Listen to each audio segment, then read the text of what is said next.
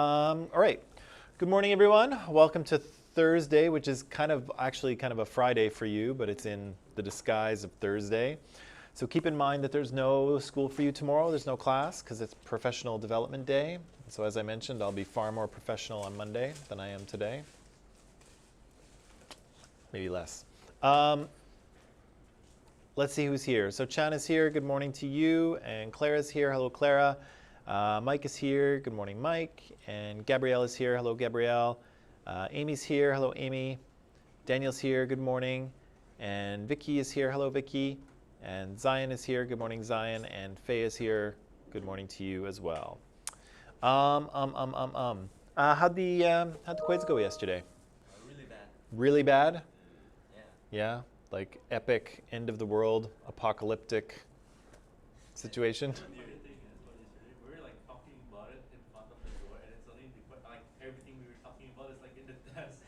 Oh, okay, well, that's good. That's what you want, right?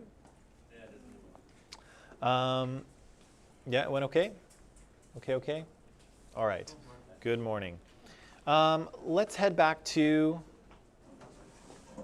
what we were talking about. So the last couple days before the quiz, we were talking a little bit about misogyny, right? Which we said was prejudicial, negative ideas expressed towards women.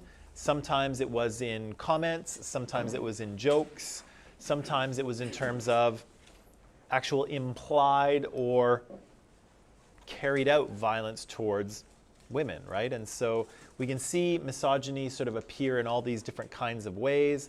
And I'm hoping that now that we've talked about it a little bit that I'm hoping you don't see more evidence of it. I'm actually hoping that there is less of it as time goes on, but in the meantime, there is what there is, and so I'm hoping that you're more able to identify these kinds of attitudes and statements and jokes as they appear. So we talked about the Big Bang Theory, right? And we said that in the Big Bang Theory, they kind of lean very heavily on sexist and misogynistic jokes, right? But despite all of these problematic messages and questionable humor and so on, they seem to get away with it. And why do they get away with it in the show? Because it's the nerd making jokes. Okay, so why are the nerds able to say these things and get away with it?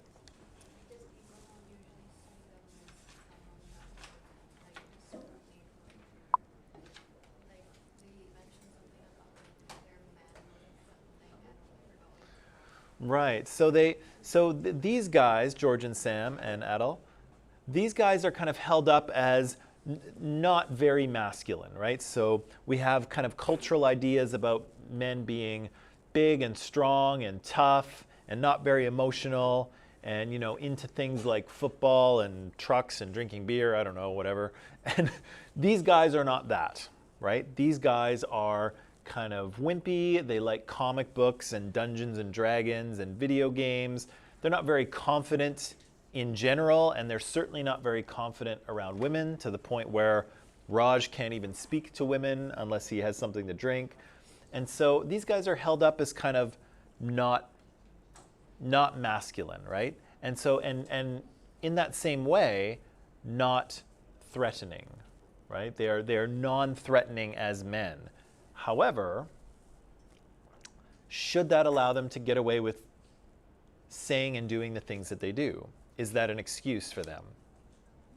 No, right? Because it might look a certain way in the show, but if you're a woman and you're having sexist comments or misogynistic comments made about you, does it so much matter whether the guy who's saying it is a masculine guy or a less masculine guy? Not so much, right? If someone is kind of stalking you or sort of pursuing you excessively, does it matter whether it's a masculine guy or not? Not quite so much, right? It's still frustrating and annoying and uncomfortable, right? If someone is stalking you or giving you teddy bears with a webcam inside them, does it matter who the guy is? Not so much, right? It's still a creepy invasion of privacy. But again, in the show, because media like this can frame things in a certain way, they frame these things as kind of harmless, silly, oh, those guys, oh, Howard, how Howard is, right? And it's kind of played up for laughs. But again, when you take it out of that fictional context and people behave like this in real life, it's not that way, right? It's not funny. It's not, oh gosh, those guys. It makes women feel unsafe and uncomfortable and hurt, right? And scared in some cases. And so it's not okay. And so these guys are, in the show, we're seeing them play these things up for laughs, but in real life, they're not funny, right? Oh yeah. So the thing I wanted to say is that it's hopefully we're not ruining things for you, although sometimes that happens in this class. Sometimes things get ruined. things that people really like get ruined. And so if you happen to like The Big Bang Theory or shows like it, after talking about things the way we do in this class, you may watch that show or movie and say, wow, this is not quite what I thought it was. And so I'm hoping I don't ruin anything for you. But to some degree, I think it's still okay for us to enjoy the things that we enjoy. Like it's, if you want to watch The Big Bang Theory and laugh at it, then it's okay, but pay attention to what's being transmitted, right? Because we can enjoy something but also be critical of it at the same time, which of course leads me to this guy, because again, when I was a kid, I loved this guy's movies, right? I looked up to him as kind of a role model. And, to some degree I still do, but I don't look at all of his characters' behavior in his movies as the way someone should be, right? And so I think we pretty clearly saw in the video essay from yesterday, we saw some scenes from Star Wars, from Empire Strikes Back. We saw a couple of scenes from Indiana Jones movies, and we saw a scene from the original Blade Runner, right? And in all of those, we saw some problematic behavior. And so what were Harrison Ford's characters doing wrong?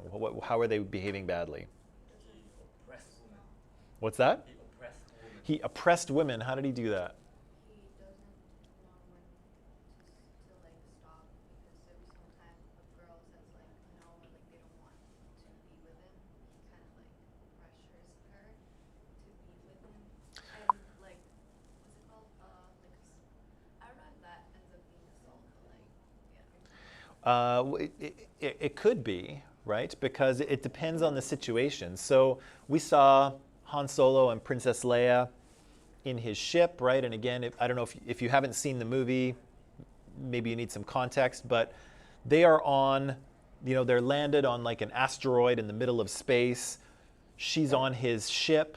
There's really nowhere she can go, right? She can't leave the ship and say, I'm out of here. Like she'll be lost in space, right? So she's trapped on his ship, and she is kind of cornered in this little part of the ship, and she's repairing, Lord knows what that thing is, right? So she's repairing something, and he kind of corners her a little bit, and he kind of puts his arm around her, and then he's like rubbing her hands, and all this time, and he's getting closer to her, and she's saying, no, stop that, I don't like that, I don't like you, you're a scoundrel, I like nice men, you're not a nice man. She's saying no, no, no, no, no, no, no, no, no, and backing away, right? And he continues to advance. And again, the framing is important here, George. The framing is important because in the film, it looks romantic, right? We have romantic music in the background. We're kind of meant to understand that these two are kind of sweet on each other, but they're just too proud to admit it, and so that kiss is supposed to be romantic, right? And the romantic music, and the violins come in behind them, right? And it's like, oh, they finally kissed, right? But again, in real life, that's not what that is, right? In real life, she is cornered by him, and she is saying, no, no, no, back off, I don't like you, and he kisses her anyway, right? And that's a sexual assault, right? You can't just go around kissing people and grabbing them when they say no, right? Especially when they say no 8 times or whatever, however many times Princess Leia says no. 7 or 8. That's a lot of times in 1 minute, right? How many no's do you need? Is it 3 no's, 4 no's? Oh, it's just one? It's only one? Yeah, it's only one, right? No, no means no, right? Not 8 no's mean yes. That's not good math. No equals no. That's it. How else does he behave badly? Or his characters? I'm sure he's very nice. Forceful. Huh? Forceful. He's forceful? How is he forceful? Like, even though they can say no, he just and tries to go away. He just like slams the door and Right. So he's kind of, his characters kind of use their physicality to either kind of trap women or to threaten them, right? So Han Solo corners Princess Leia on that part of the ship and she can't really go anywhere. Indiana Jones uses his whip, which is a cool trick, right? But he kind of ropes her back in and, pulls her in. Rick Deckard in Blade Runner that one is just punches the door closed, and that's a threat of violence, right? What does that say? If you don't do what I say, I'm going to treat you like I treated the door, right? That's what that means in no uncertain terms, right? So as that goes on, Gabrielle says he manipulates Rachel into consenting, right? So he says, tell me to kiss you, and she says it, right? And so is she in any position to say no to that? No, right? Because if she says no, there's a threat of violence, right? She may get hurt. The door already got punched and she got pushed against the window, right? So that's the thing about consent, right? Is consent means agreeing to something, right? It means saying yes, but the person has to be able to give consent. You can't put a gun to someone's head and then when they say yes, go ahead, say, oh, well, they said yes, right? Consent has to be freely given and you have to be free to say no, right? You have to be free to say no and to walk away. And in that scene, Rachel is not free to say no, right? If she says no, she may get hurt. And she can't even walk away because now the door has been closed and Rick Deckard has cornered her against the window. And James Bond does the same thing, right? In Spectre. He kind of kept advancing on that woman. I forget what her name is in that. I've only seen that movie once. And he kind of corners her against the mirror, right? And she can't go anywhere. And again, he's got those glasses of champagne, right? And as soon as she slaps him, which she shouldn't have done, it's not okay to hit people, regardless of what your gender is, that wasn't okay. He did kill her husband. But it's not okay to hit people, but he breaks the champagne glasses, right? And then he goes to corner her. And so, again, there's that threat of violence, right? And again, in the rest of the movie, we've clearly seen that Bond is a violent character. Well, he killed this woman's husband, right? So he's clearly a violent person. So again, she can't consent to anything because she's not free to say no. So consent means saying yes, but it also means that you are able to say no. If you can't say no, it doesn't matter what you say. It's not consent, right? How else does he behave badly? Or his characters behave badly? I think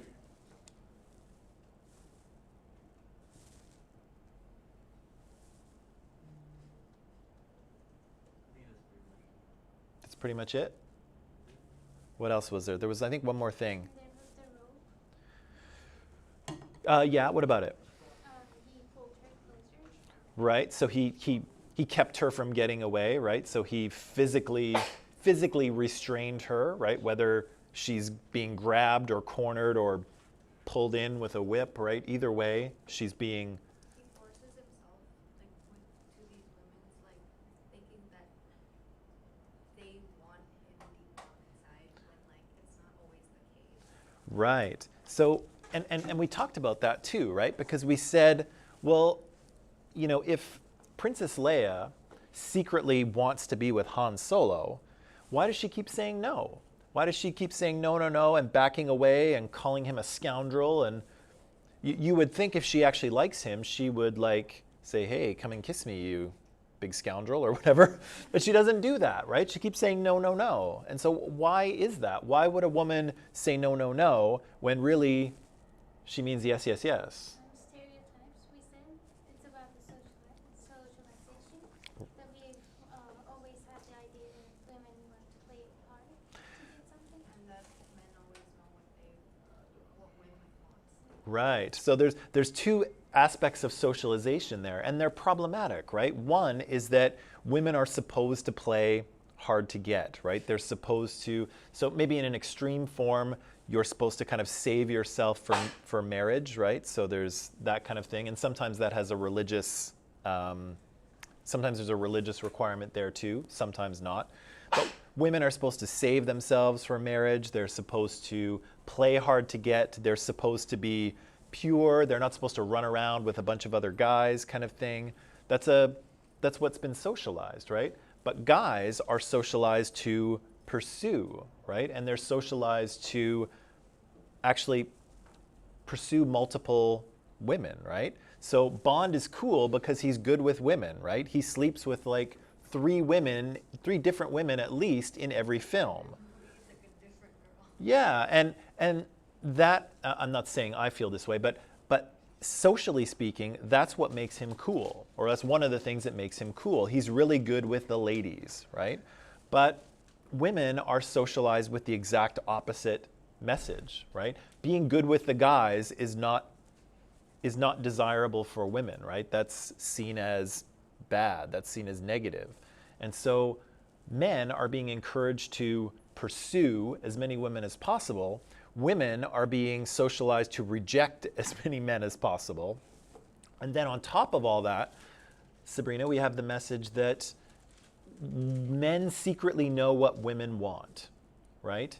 She doesn't, I'm going to keep pursuing her because I know that we should be together, and, she is either saying no, but she means yes, or she's saying no because she doesn't see it yet, but I do, right? And no, you don't. The short answer is no, you don't. So again, there's lots of problematic messages, right? But because people have been socialized this way, none of these scenes ring any alarm bells for most people, right? Lots of people saw Blade Runner. The author of the video essay said, hey, this is my favorite movie when I was younger. He said, I loved Blade Runner. And similarly, me, I loved Star Wars and I loved Indiana Jones, and I still do. However, there are some problematic messages in them, right? So again, it's okay to enjoy them, but it's also a good idea to be able to see where the issues lie, right? And so all of these movies have issues.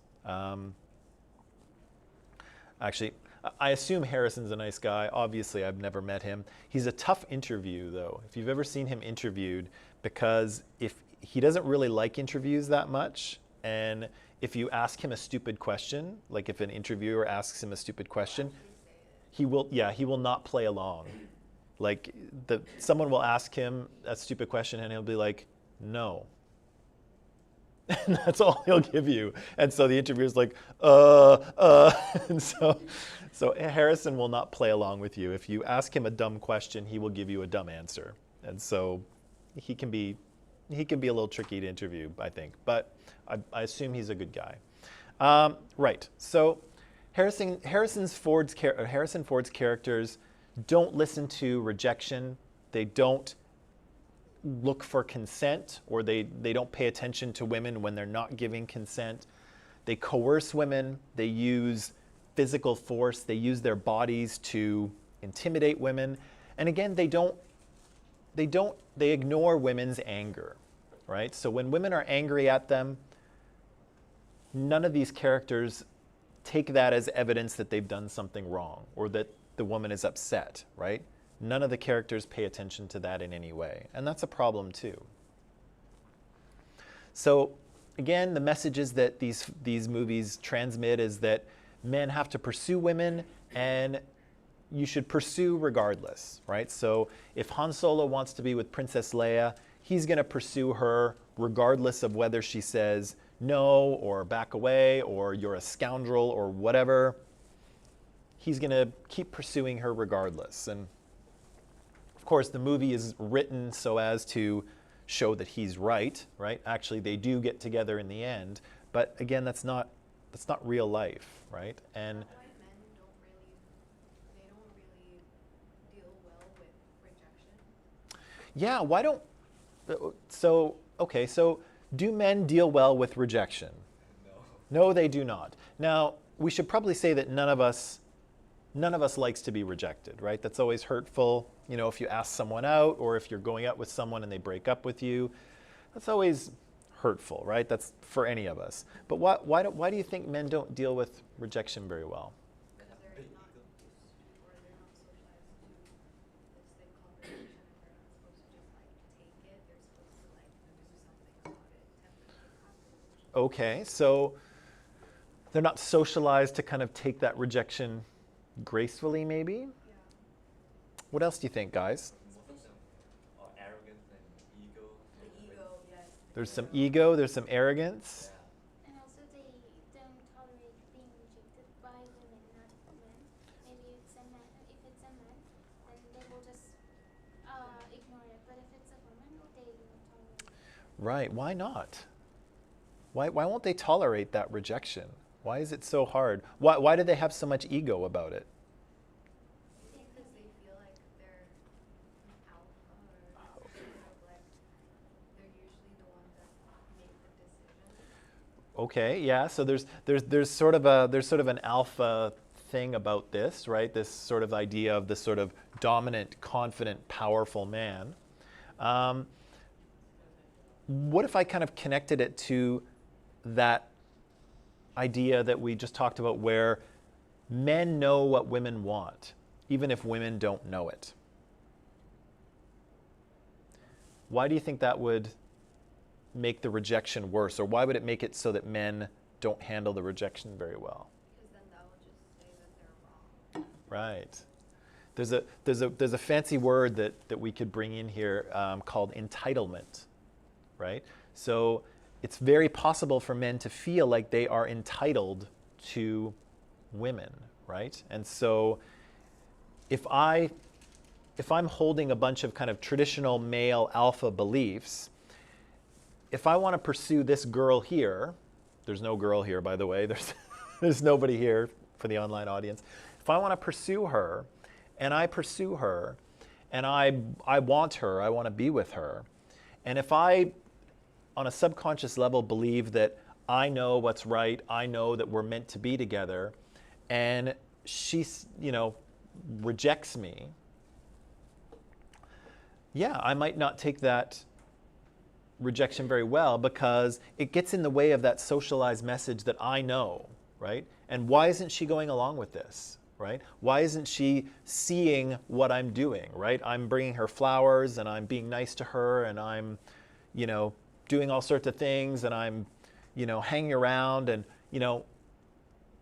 aren't I owed something, right? Like I did all that stuff. I was nice to her and I did things for her and I brought her flowers and like, why don't I get what I want now? Right?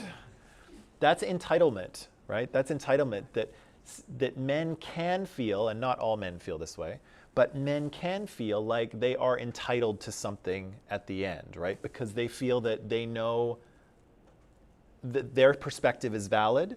They feel that this woman should be with them because they see it that way. And they've done all these things, right? They were nice to this girl, they brought her flowers, they did all this stuff, and now isn't something owed to them, right? Don't they have something, isn't she supposed to be with them now? And is she? No, right? It does not work that way, right? But again, there's a lot of social messages and there's a lot of movies that suggest that that's exactly the way it is, right? And so again, men, if they're not being very critical, they can get caught up in this sort of social messaging of that, and they can very easily feel that way. And so the rejection can be very difficult to handle. The other thing that happens for men too is that men are not socialized to deal with their emotions very well, right? It's kind of hide it or disconnect from it or push it down, which again works for a short period of time, but eventually those emotions come out, right? Sometimes in destructive ways. And so we have all of these kind of messages that are circulating around and socialization that's circulating around, and it can have negative outcomes for both men and women, right? And so in these kind of situations where men are behaving badly and women are suffering the consequences of it, yes, men are responsible for their own actions, but also there's a socialization issue as well, right? We're socializing our genders two different ways, and those genders are placed in opposition to each other, right? Men are supposed to pursue, women are supposed to reject, right? Like how are you ever going to, have people create relationships in a meaningful way when you've got kind of opposing socialization, right? I think I'm getting off track though. Mr. Mike, Yeah. how do you deal with rejection? Ice cream. So she reject you and then she's like, and then you say, no. Ben and Jerry's Half Baked works wonders. Bought that yesterday. Did you? It's good, right? Yeah. Haven't tried it. Oh, I okay. mean, I know how it tastes, but I haven't eaten it yet. Okay. Once that container is open, it's very tough to put it back in the freezer. It usually usually it just gets all eaten and then you. Actually, that's good. I've never. What's that? Ben and Jerry's actually that good. I've never tried it. I think it's pretty good. I like it. It's too sweet sometimes. That's not a problem for me. Okay, so anyway, one of the things I'm trying to point out here is that media like The Big Bang Theory and like movies, Harrison Ford's or anyone else's, are powerful agents of socialization, right? We watch them, we enjoy them. If they're a good movie, sometimes we watch them a few times. If they're a show like The Big Bang Theory that's on for 10 years, people will watch that show quite a bit. And again, if they're transmitting social messaging like this, people will absorb them and people will act on them. And so if you are transmitting messages of misogyny, of sexism, of women's saying no doesn't matter, those things have an effect, right? People will internalize those messages and sometimes act them out to varying degrees, right? So again, we have to pay attention to the messages that are being transmitted by our media, right? Okay. I got a couple more slides. So again, the behavior of these characters in the movies is problematic, right? They are forcing themselves on women in a number of different ways. And again, the films get away with it because we know Harrison Ford's character is the good guy, right? Han Solo, he's a bit of a scoundrel, but he's a good guy, right? Indiana Jones, is a little violent and a little rough around the edges, but he's a good guy, right? Rick Deckard is the good guy as well. But because the movie frames them that way, they're able to get away with this kind of stuff. And so, again, the Big Bang Theory guys get away with it because they're nerdy and seen as harmless. Harrison Ford's characters get away with it because he's the hero, right? He's the hero of those movies, unquestionably. And so we kind of give him a pass on some of this behavior, again, because it's in alignment with socialization as well, right? With social messages. But For 50 Shades of Grey, is Christian Grey the good guy? I don't know. What do you think? 50 Shades of Grey? Is Christian Grey the good guy? No, I think no. He's kind of violent. Has anyone seen the movie or read the book? 50 Shades? 50 Shades of Grey? Christian Grey seen the movie? Is Christian Grey the good guy He's so violent. or the bad guy? Bad guy. Kind of bad, but then in the end, he still gets her though. Let me ask this question: Is he what is he supposed to be? What does the movie frame him as? The bad guy. I mean, like the Guy with issues. Okay, he's a guy with issues. Lots of characters have issues, though. But at the end, Wolverine's got issues. I think they play it off like, oh, it's his desires that need to be met. Ah. So it's okay because he very explicitly says what he wants. Right. So, yeah, the whole thing is kind of is a fantasy, right? That whole movie is a romantic or kind of sexual fantasy. Is the movie targeted at women or men? Women, yeah. So the book is written by a woman. The movies are arguably created for women. Of course, men can watch them as well, but I think they're made for women. So whether he's the hero or not, I think Christian Grey is kind of the object of desire, right? He's the desirable one in that movie, whether you agree with that or not, right? But that's how the movie is set up. I think we can agree. Yeah, but that's kind of complicated, right? Is he the romantic? He's kind of that message that we talked about a few days ago of the woman having to tame the man, right? So, what's that? Yeah, it's kind of, in a way, the 50 Shades of Grey is a bit of a Beauty and the Beast kind of idea. And if you know anything about 50 Shades of Grey, you'll know it starts out as Twilight fan fiction. Yeah. So, and Twilight is that thing as well, right? Edward Cullen is kind of a beast, right? He's a vampire, so he's not even a human. He's a monster creature. And, you know, Bella has to kind of tame him, right? Or soothe him. And so Christian Grey and Anastasia, is that her name? It's the same kind of relationship, right? But again, is it a healthy one, right? Or is it an abusive, controlling relationship, right? Because sometimes interest and desire can be mistaken for control and coercion. That's a whole other thing, though. I don't think we have time to get into that, especially since most people probably haven't seen it or won't admit to having seen it. So maybe we'll leave 50 Shades of Grey, okay? But either way, we should pay attention to the idea that movies, even though we might enjoy them, and even though we might look up to certain characters in movies, sometimes they behave badly and they transmit messages that are harmful, right? And in this case, harmful to women. Okay, in a similar vein, I'm just going to jump ahead. Let's talk about music and music video. So in a similar way, music and music videos can transmit problematic social messages, okay? So to explore this a little bit, I wanted to look at Ariana Grande's 7 Rings. Has anyone ever heard this, or has anyone heard this song? It was kind of on the charts. It was like a bigger song, maybe like a year and a half ago or something like that. It still is kind of, but that's when it came out, right? So Ariana's got this song. It's a big hit, right? Lots of people are listening to it. Oh yeah. So what I'd like to do is talk about some of the social messages that are in this song. And so we're just going to look at the lyrics here, okay? So this is just a selection of the lyrics. There's more to it.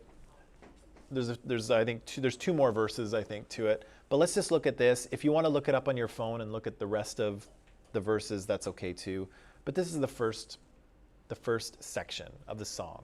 So I'll give you just a minute or so. Have a look at it, and then tell me what kind of social messages there are. What is she telling us in this song? Okay? What's the meaning of this song? Huh? Okay, I won't even give you a minute. Let's just jump right in. Okay, so Sabrina, you said what? She doesn't need a man to fulfill her life. Right. So there's this message of her being independent, right? She doesn't need a man to take care of her and pay for things for her. She's independent. She can buy things on her own, right? What else? She just pays attention to the appearance, I think. Okay, so there's lots of attention paid to her appearance, right? What makes you say that, Anna? Lashes and diamonds and like tattoos. Yeah, so there's eyelashes, there's diamonds, there's fake tattoos. Does she say something about her ponytail too, or her hair? Maybe that's a little later in the song.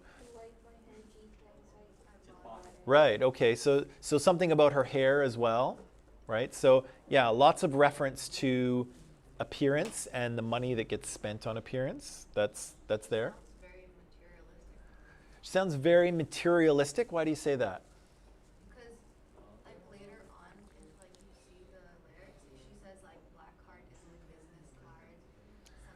Oh, what does that mean? Black card is my business card. Like black card American The black card, like, in order to get a black card, you need to spend like $1 million, over $1 million per year. Yeah, so if you have an American Express, if you have a black card, You're rich.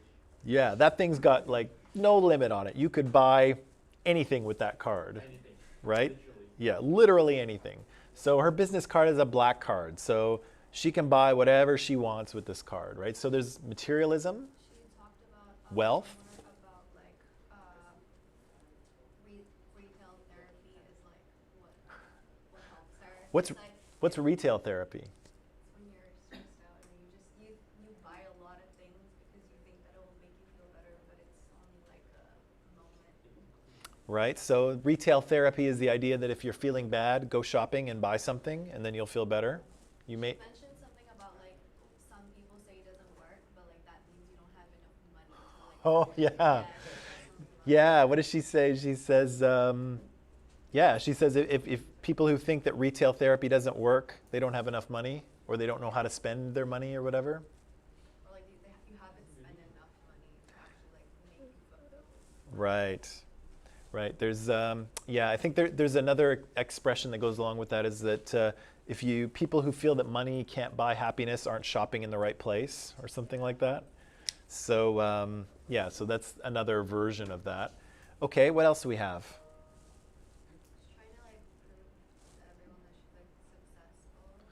Okay, so there's definitely she's presenting herself as successful because she's got all the cash and the diamonds and all that stuff, right? So there's independence here.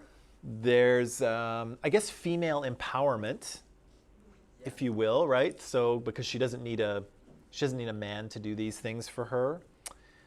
There's materialism. There's a focus on her appearance, and probably like a feminine appearance too, right? So the focus on her hair, on her nails. Guys have tattoos as well, I guess. She also Diamonds are definitely a girl thing, right? Not a guy thing. she mentions about like how she's been through some like bad shit, but then she's like not gonna be a sad bitch. Okay, yeah, quote unquote, right? Yeah, so she's been through some stuff, but she's been strong enough to get through it, I guess. And so you could probably connect that to empowerment as well, whether it's female empowerment or not. She has been through some stuff, but she came out all right. She's not all mopey, probably because she has enough money to spend on her retail therapy. The context of the song is like she just broke off her engagement with her fiance. Right, was that Pete Davidson? Yeah, and then like I think within 8 months or something, there was like she was going through a lot, and then like also her ex-boyfriend like died, right? And then like a lot of people were like blaming it on her and all that. So she was basically like she was having a really rough time, and like she made the song like Thank You Next, and then afterwards she made this song. Right. So if you know anything about Ariana and her life, you'll know that there's a bit of background context to this, right? So she breaks up with her boyfriend, the guy from Saturday Night Live there, Pete Davidson. An ex-boyfriend from the past dies in the process of all this too, from suicide in the process of all this too. Like overdose on something like that. Okay. So there's other things going on for her in the background of this song, which may or may not inform it, right? So there's empowerment. There's kind of maybe female empowerment, independence from men or independence in general. There's kind of materialism, consumerism, messages. All of those things are kind of coming out of this song. Did we miss anything? Empowerment, female empowerment, consumerism, materialism, appearance, maybe wealth, right? Flaunting of wealth, because I've got my black card and diamonds and all of this fancy stuff, right? So she's showing off how wealthy she is. Anything else?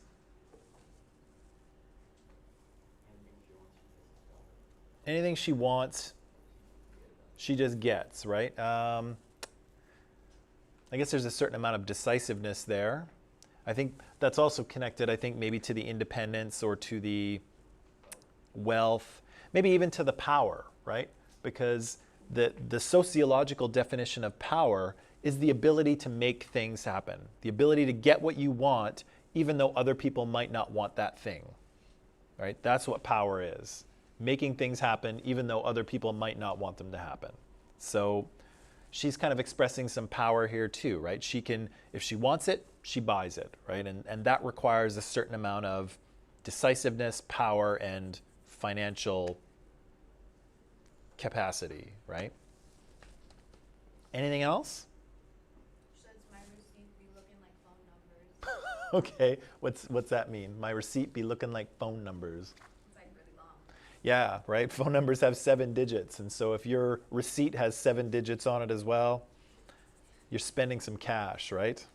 I think I'd cry if I looked at a receipt like that. If I had a receipt that had 7 digits, I'd be like, oh God, I don't make 7 digits in a year. But what's that?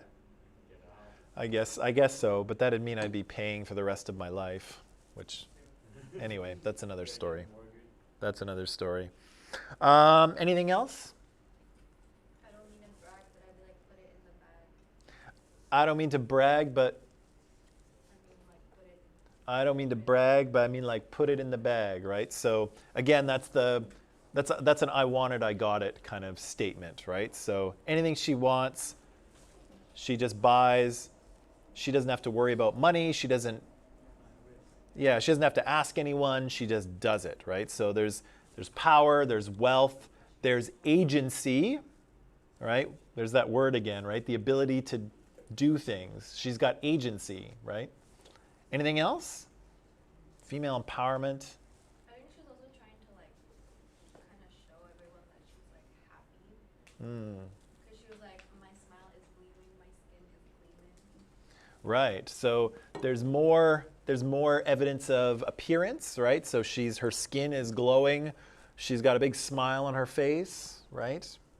So she's totally happy. Oh, and then she's like saying that how her happiness is the same price as her red bottom. Just like Her happiness is the same price. as her red bottom. Right, which are Louis Vuitton. Louis Vuitton?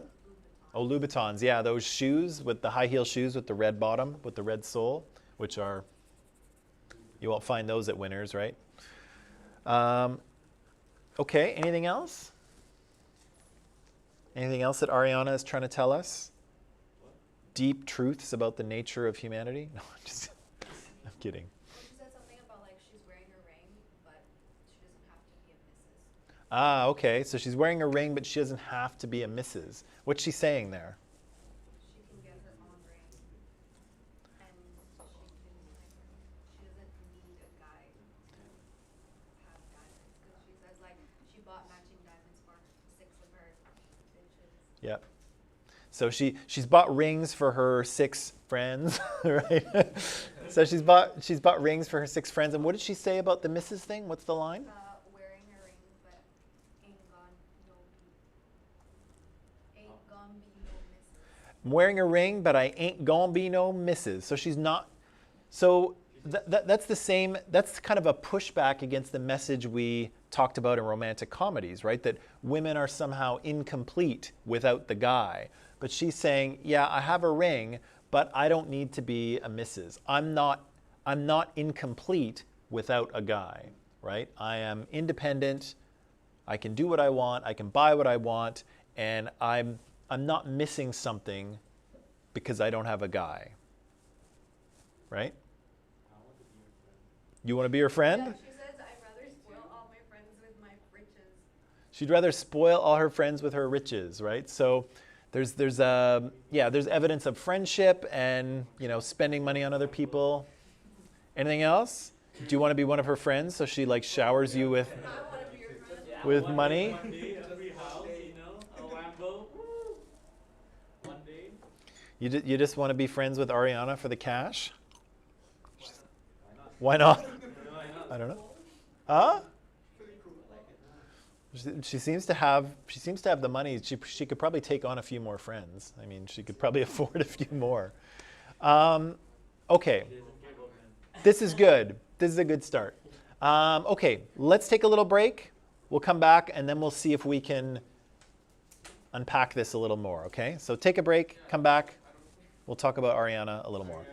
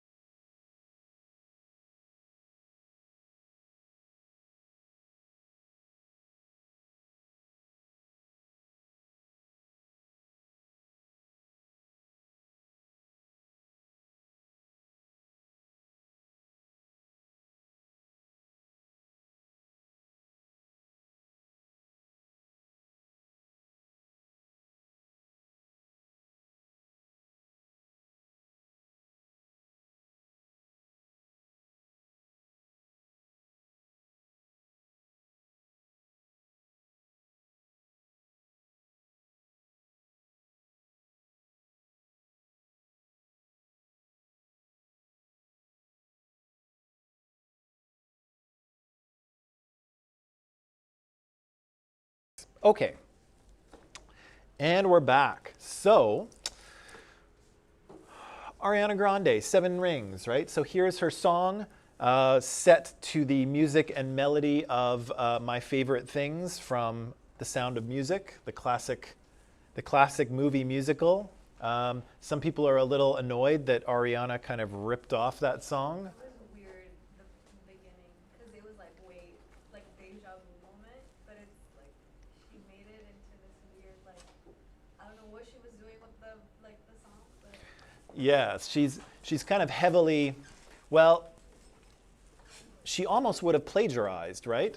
She almost would have plagiarized this, except for the fact that she gave credit to it, right? So I haven't looked, but if you look at the credits for this song, you will see the original writers of My Favorite Things from The Sound of Music will be credited, right? Because it's their chords, it's their melody, and some of the lyrics are even the same, right? And so, or the idea of listing a bunch of things that you like carries over to this song too, right? So that would be plagiarism, and she would have gotten sued, except she's cited them, right? She cited the original creators of this, and she's going to give them money too, because that's how these things work. And so, yeah, she's allowed to get away with it. But anyway, so here we go. Here we go. La la la la la. Let me just make sure I've done the right thing here. Good. So this is the song as it is on paper, right? And we've heard about what the social messages are: empowerment, independence, women's empowerment or female empowerment, independence, materialism, consumerism, wealth, right? Feminine appearance or physical appearance. All of those things are coming through pretty clearly in the lyrics. Would you agree? I want it, I got it, right? And maybe, yeah, and maybe power and agency. All of those things are showing up, right? Okay, good. Now what I want to do is watch the video, okay? And so as we watch the video, and online people, I've posted the link to the video in Microsoft Teams and the questions. I want you to pay attention to three things in the video, okay? And here's what I want you to pay attention to. Number one, pay attention to the social messages that are being transmitted in the video. And in particular, are those social messages the same as the lyrics, or are there new ones or different ones that are coming through in the video? Okay? Second thing, whose gaze is represented? And I talked about this the other day, right? Whose eyes are we looking through? And so I gave an example of the male gaze where, you know, the two guys are in the bar, just like Sam and George, right? They're in the bar talking to each other, and then the girl walks in, right? And the camera starts out at her feet and goes all the way up, right? And she shakes her hair in slow motion. That's male gaze right there. You are looking through the eyes of a man, right? What's that? Well, maybe not, right? Maybe.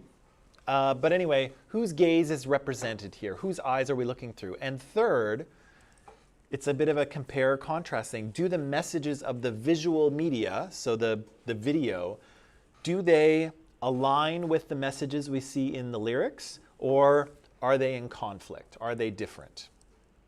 Cool? Okay. So online people, I'm going to set you free for about 4 or 5 minutes to watch the video. The link is in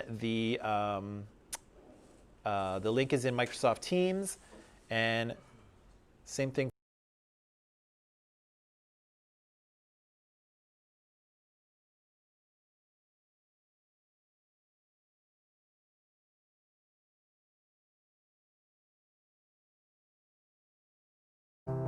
But your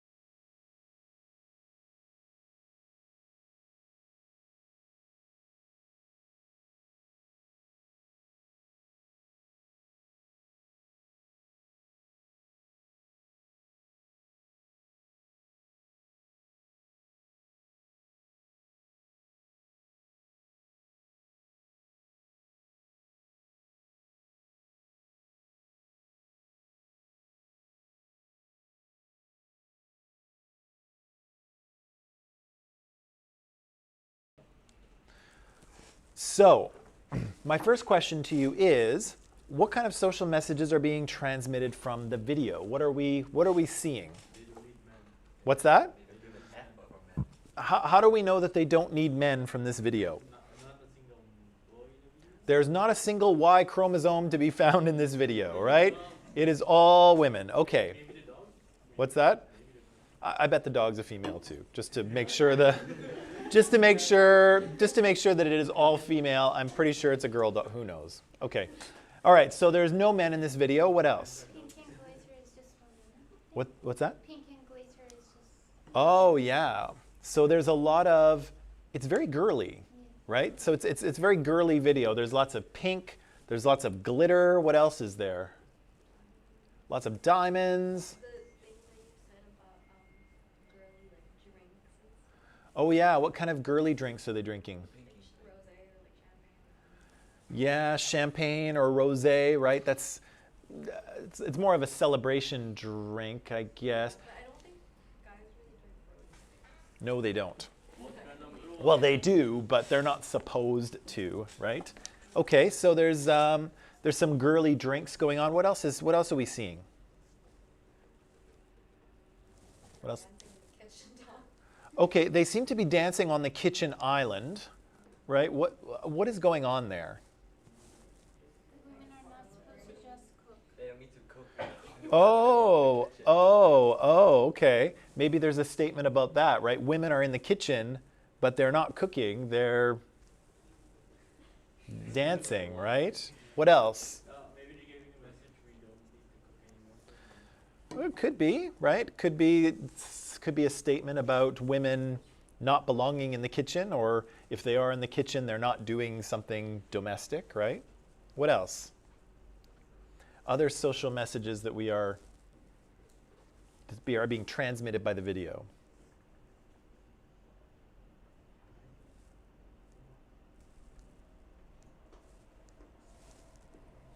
Okay, so the video is very girly, right? There's girly drinks, there's lots of fashion, right? Everyone is dressed in a fashionable way. I think we could agree, right? There's lots of pink, there's lots of glittery stuff and diamonds. What else can we say about how people are presenting themselves in this video? Wow. Badass. Yeah, badass. They're all kind of badass, right? So they're very fashionable. Are the women in this video attractive? Yeah. Okay, so everyone's really pretty. Everyone is fashionably dressed in some way. I know there's some different fashions, but everyone's fashionably dressed. There's kind of an element of girliness in there, right? Lots of glitter and pink and stuff. What else? The hair, like the long hair. Lots of long hair. What else? They seem to have fun. Like they're all like partying or like celebrating something. They're all partying. They're all celebrating something. It's definitely a party atmosphere, right? So the context of the video, the context is a house party, right? Or a party for all of Ariana's female friends, girlfriends. Does everyone look happy? Yeah. Do they? Yeah, they look like there's no tomorrow. I don't know that they look happy necessarily. They party. They're partying. But you don't necessarily have to be happy partying. Really? The dog looks happy. The dogs are always happy. The dog's got a diamond collar. Of course the dog's happy. They're like we're the best, like kind of thing. There's kind of like a we're the best kind of thing. Like almost maybe like they're transmitting some sort of superiority, or maybe they're like are they looking down on other people, do you think? Because other people aren't as cool or rich or fashionable or beautiful as them? Yeah, because she said something about the like, some people like if people say like you don't have, if it doesn't help, like resale therapy doesn't help, then like you just haven't spent that much money. Right. So it's kind of like even with other like women like groups or like whatever they're like in, they're probably a little bit higher than the other. Right. So there's a little bit of there's a little bit of saying that, hey, we're up here, right? You all poor people, you're down there, right? I'm up here. So maybe there's a little bit of superiority in there. What else is there?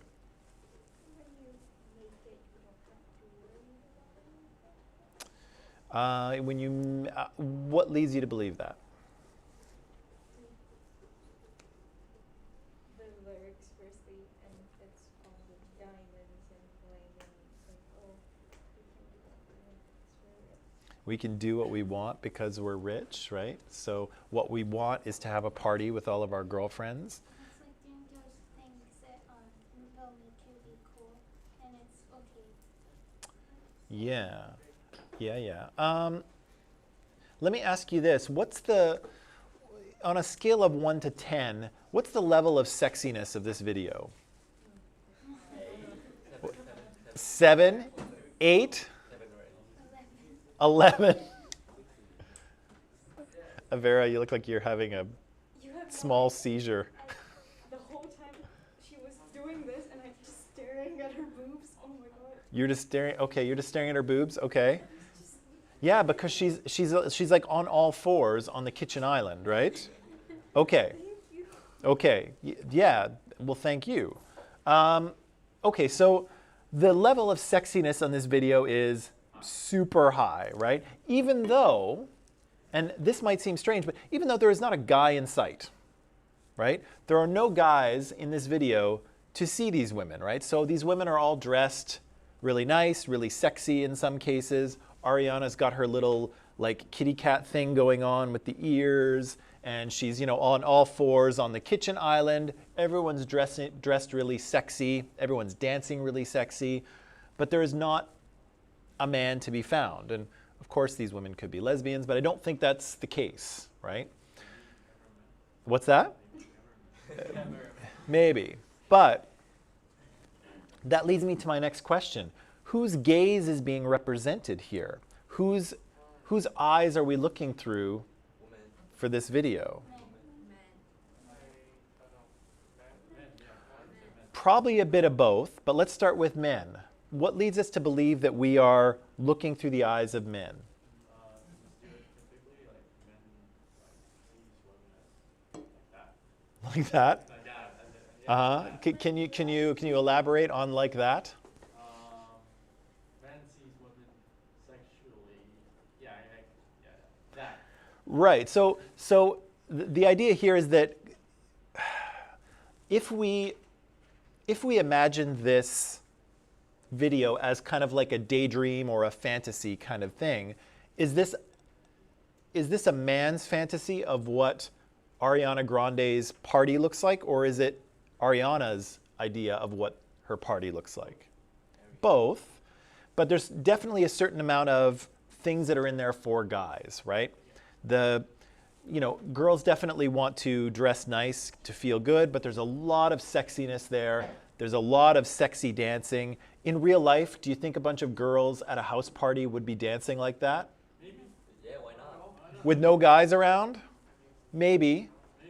Maybe. Like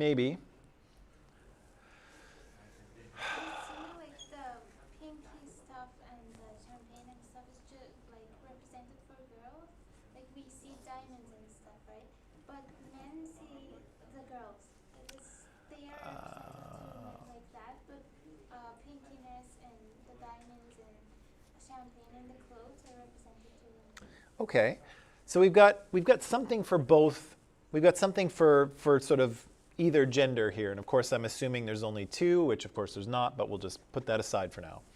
So there's things here for both genders, right? So Anna says that some of the fashion and the pink stuff and the girly stuff, that's there for women, right? That's there to appeal to women. But there's a certain sexiness element there that is there for men, right? That appeals to men. So I guess my question is the video that we see in alignment with the lyrics of the song? Do they transmit the same messages or different ones? Yeah, You can see it both ways because on one hand you can say, oh, here's boobs, it's for the guys, it's conflicting with the audio, but at the same time you can also think about it as, hey, we don't have to do it, like we shake our asses, tits are almost out, but there are no guys, this is like female empowerment, so it can really go both ways. Interesting. Okay. So Vera's comment here is that you could see this in two different ways, right? You could see this from a female empowerment angle, right? These women are dressed up, they're really sexy, they're dancing really sexy, but they're not dancing for guys because there's no guys there, right? They're kind of dancing for themselves. They're enjoying themselves. They're dressed up because it makes them feel good. It makes them feel sexy or empowered or beautiful. And they don't need guys to validate that. Or you could see it from the other angle in that this video is all about these women kind of making themselves sexual to appeal to guys, right? To appeal to men. Who do you think most of Ariana's fans are? Men or women? Both. Both. Mostly women. I think probably women, right? I'm sure there are some guys that listen to Ariana Grande as well, and that's okay. What do you think the age range of her audience is? Like kids. Kids, teenagers, prepubescent girls, middle-aged women? Probably not so much. Old ladies in retirement homes? No, probably not. So, okay, so her audience is probably, for the most part, women, young women, maybe from ages, I don't know, 6 to 25? Okay, let's say that.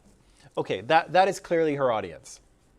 So how does she appeal to, so she appeals to the female part of her audience with the fashion, with maybe the sexy dancing a little bit, maybe the concept of having a house party with all your best girlfriends and it's a great time and everybody's having fun.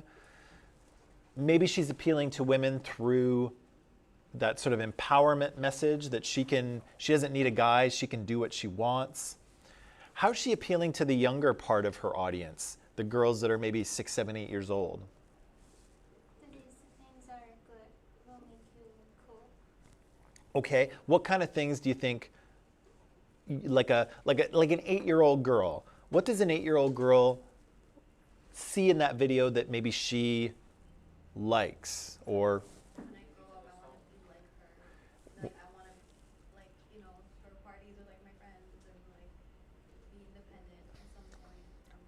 yeah. Having to, like, always depend their lives on, like, men. Sure. I don't know how many 8-year-olds are thinking about or worried about depending on men. Because, like, you know how, like, princess movies and all that, they're always, like, at the end of the day, they, like, end up happily ever after, but, like, there's always, like, the prince charming or some sort of, like, guy in it. Right. Whereas this is, like, a different twist where it's, like, there's no guys in the music video. And, like, yeah. Right. So this doesn't fall into the narrative that women need guys or need guys to rescue them or need a guy to be complete, right? This is kind of a pushback against that narrative or that message. What do you think younger girls like about Ariana? She's beautiful. She's beautiful. Hope probably not the sexy thing if you're 8 years old, but she's very pretty, right? So from through an 8-year-old's eyes, Ariana's very pretty, right? What else? She's got great hair. She can, yeah, and I will say, I know I'm gonna kind of criticize Ariana here, but man, can that girl sing, like unbelievable. She's a great singer. She's fashionable, right? She dresses really nice. The pink probably appeals to young girls as well. I think the glitter, I would say Ariana wears a lot more pink and glitter than your average woman. She does. She looks like a Justice, like, as a person. She looks like what? Justice, the store. Oh, she looks like Justice the store as a person, right? So lots of glittery, very girly, lots of pink, right? And so that's going to appeal to girls, particularly really young girls, right? Because she looks like a princess, right? She looks like a darn fairy princess. Glittery, pink, beautiful. She sings incredibly. Wow, right? How is she appealing to her older female audience? She's independent. She's successful. She can sing. She doesn't need men.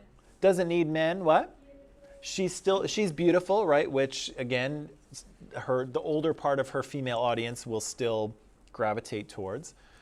How's she appealing to men? Yeah, she's really pretty. She's sexy. Does she present herself that way? Yeah. She does, right? So with her dancing, with her posing on the kitchen island, the really short skirts, right? So she's presenting herself in that way as well. So in some ways, I think that the things we see in this video are in alignment with the lyrics. In other ways, maybe not so much, right? Her appeal to men, like the overt sexiness, and it depends on how you read this, but does it conflict with the message of the song? Is she doing things, and this is the question, this is the important question, George and Sam, is she doing things in this video that undermine the message of the lyrics? So the message of the lyrics is about empowerment and not needing a man, but are these women acting in this video, are they acting in a way that suggests that this video is all about appealing to men?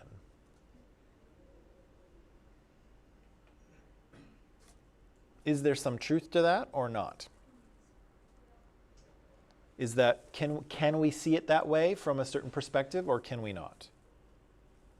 You also see it as if like she's showing all these things like by dancing like all over the kitchen and like all her friends and stuff using like those clothes. It's also a way for her to kind of like rub it in guys' face or like showing it off to guys. Oh, okay. Do you think she's playing hard to get? Low-key. Super hard. Do you think she's playing hard to get? Because like what she's saying and her actions are kind of contradicting a little. Right. Easy way. What's that? Just easy way. She's teasing? So teasing could be another way of saying playing hard to get, right? So she's not allowing herself to be caught, right? So she's acting really, so in the video she's acting really sexual, right? She's dancing in a sexy way, she's dressed in a sexy way, but at the same time she's saying, yeah, but I don't need any guys for that, right? And so again, I'm not saying that the only reason that women might want to dress in a sexy way is for men, because that's not true. But is there a potential conflicting message here?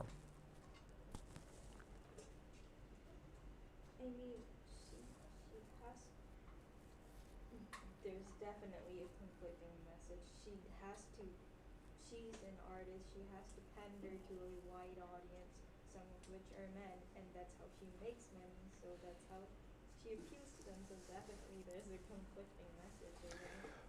Right. So the statement here is that she's appealing to as much of an audience as she possibly can, right? So there's young girls watching her, and so she's kind of a fairy princess, right? She's pink and glittery and girly and very pretty and a great singer, right?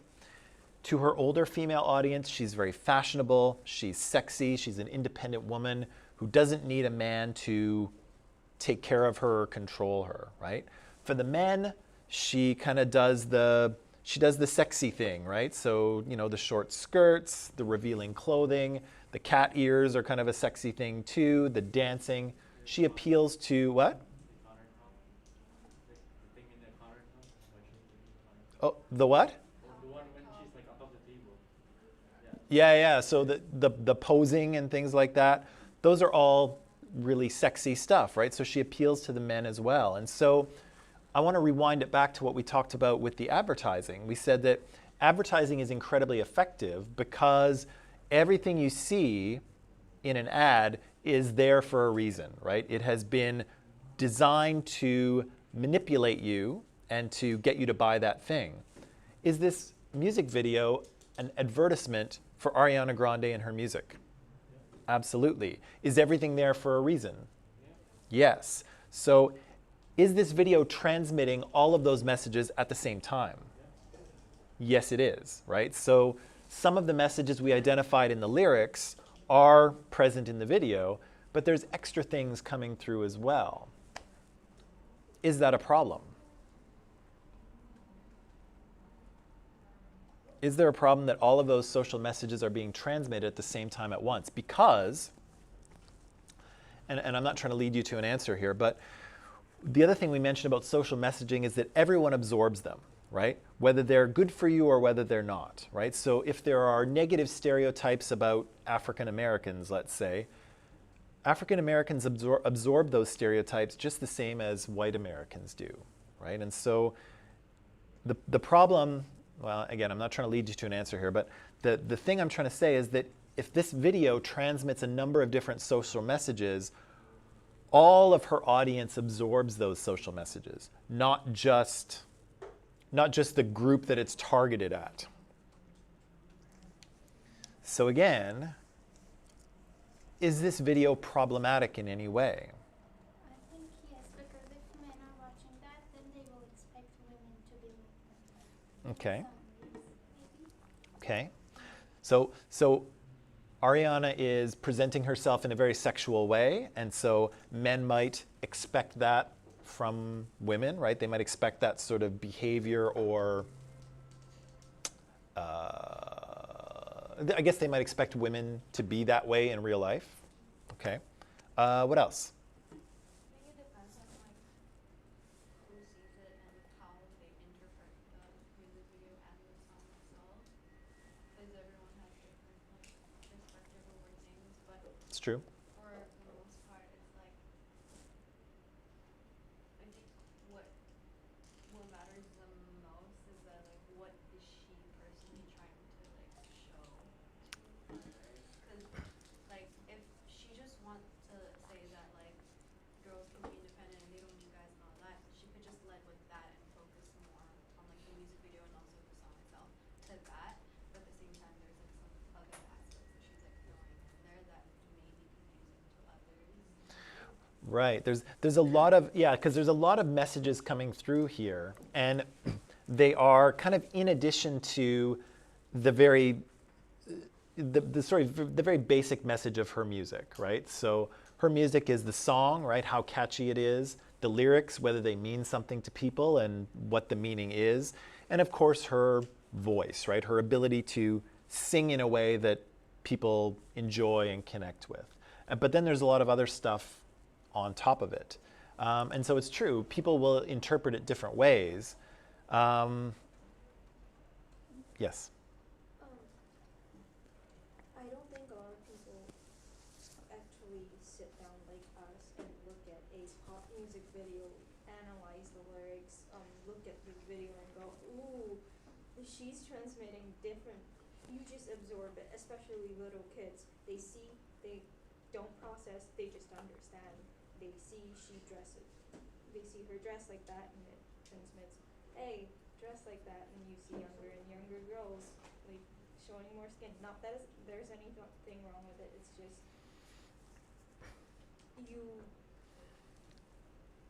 at the same time you never know how much you are transmitting as well, because everyone sees, like she said, everyone sees things differently, you absorb different things. But I do not know if it's problematic, because at one point how much are you supposed to control yourself and what the public sees? You cannot control how people view things. But I lost my train of thought. But No. you see where I'm going. I see where you're going, yeah. And so, yeah, it's difficult to know how people will perceive these messages, but that's a question that I wanted to ask. The question is, you know, if Ariana is transmitting all of these kind of sexualized messages to men, which I think we could agree she probably is, those messages are also being absorbed by her 6 and 7-year-old fans, right? And is that a good thing? Is it a good thing for, you know, a role model for 6 and 7 and 8-year-old girls to be someone who expresses herself this sexually? Is that a good idea? Is it a good idea for, you know, to connect in one person, someone who is very, very sexy and behaving in a sexy way, which I think we can agree Ariana is, right? With the short skirts and the kitchen island pose and all that stuff. While at the same time, she's kind of presenting herself in a very juvenile way as well, right? So the glitter, the pink, the ponytail is kind of a thing that often younger girls do, right? It's not, it's usually not what mature women do to look sophisticated, right? Although I'm generalizing there a little bit, but it's often something that young girls do, right? The ponytail. So is that problematic that she is trying to be both of those things at the same time? She's trying to be fairy princess to her 6-year-old fans while also trying to be, you know, a very sexual dancing young woman for her male fans. Is that a problem to do that, to do both of those things at the same time? I think she's kind of like, well, she knows her target audience, like her fans aren't like the same age, and I think in a way that also has something to do with like her like how she looks in front of like her audience. So I think that's also one of the reasons like she kind of makes like both of that, where she's like trying to be like very friendly, but at the same time she's like trying to be like a badass. It's true. She's trying to be a lot of things at the same time, right? Because again, pop music isn't about, you know, getting a small audience. Pop music is about appealing to everybody, right? And selling as many records as possible. At the risk of, I don't want to shame Ariana for her sexuality or expressing it, because there's nothing wrong with that. But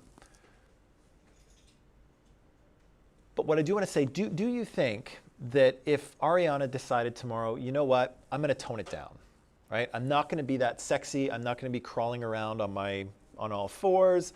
You know, I'm going to make my skirts a little bit longer. I'm going to show a little less cleavage.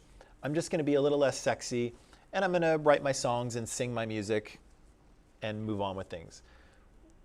Do you think she would be as successful then as she is now? No, I don't think so. You don't think so? Which is surprising, because again, the songs would not be any different, right? I assume she would write the same songs. And again, she can sing like, holy cow, right? Like, what a voice. But you say that she wouldn't be as successful if she was less sexy, right?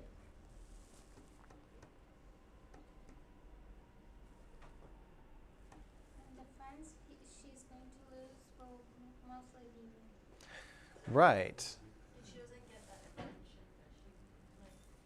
I guess that she kind of uses the clothes and all that to kind of get attention from people to pay attention, but then sometimes it can be misleading.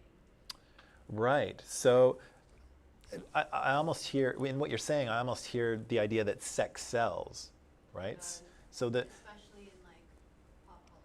yeah. So the sexier she can be, you know, within the boundaries of taste, the sexier she can be, the more people are going to watch her video, right? The more people who are going to listen to her song, the more people who are going to download it, right? But what does that suggest about music and the recording industry and society in general? If she can't, she almost doesn't have the choice to be less sexy, right? If she wants to be as successful as she is, she can't do it, you know, she can't do it not showing any skin.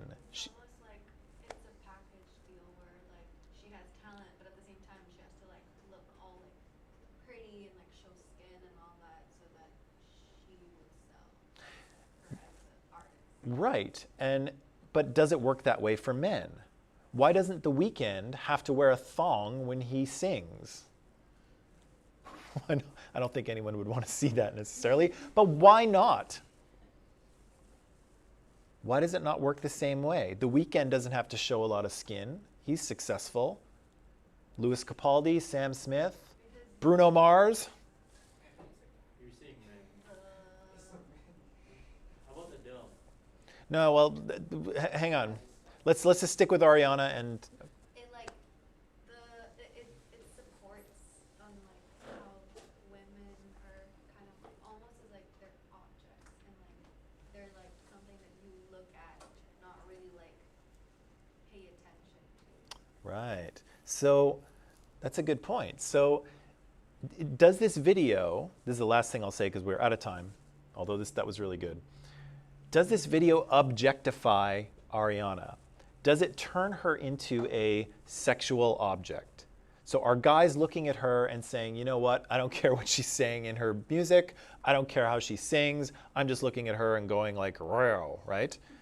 Is she objectifying herself to sell her music? I don't think so. No. Because like me, especially like for example me, personally I don't like watching these kind of music videos. I just listen to it. I don't watch it. Yeah. I just don't feel like why she's doing It's- that. But men, It's too much, right? Yeah. So again, and again, this is an open question. This is the last thing I'll say because we're seriously out of time, although I would like to continue to talk about it.